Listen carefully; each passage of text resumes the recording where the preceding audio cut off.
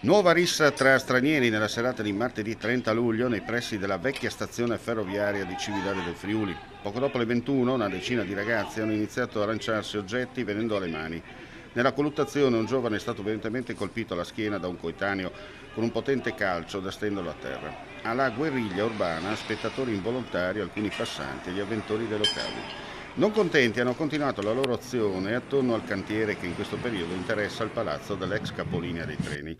Sul posto sono intervenuti i carabinieri che hanno avviato le indagini per risalire alle loro identità e il personale infermieristico sanitario per curare i feriti. Sono confrontata con la pattuglia dei carabinieri che erano lì presenti, alla fin fine c'è stata una lite tra di loro, però ovviamente questi ragazzi creano un po' anche di timore nei confronti della cittadinanza ed è un peccato che la tranquillità di una città venga disturbata da dei ragazzi che non si comportano in maniera corretta. Proprio stamattina ho inviato una lettera perché i carabinieri mi hanno detto che i ragazzi erano ospiti al Civifam, di conseguenza ho mandato una lettera indirizzata alla direttrice e al presidente chiedendo ovviamente di prendere tutte le misure necessarie per evitare che questi episodi si ripresentino. Episodi che comunque ieri è stato più eclatante, però i cittadini segnalano, coloro i quali soprattutto vivono in zona, che questi momenti e queste urla, questi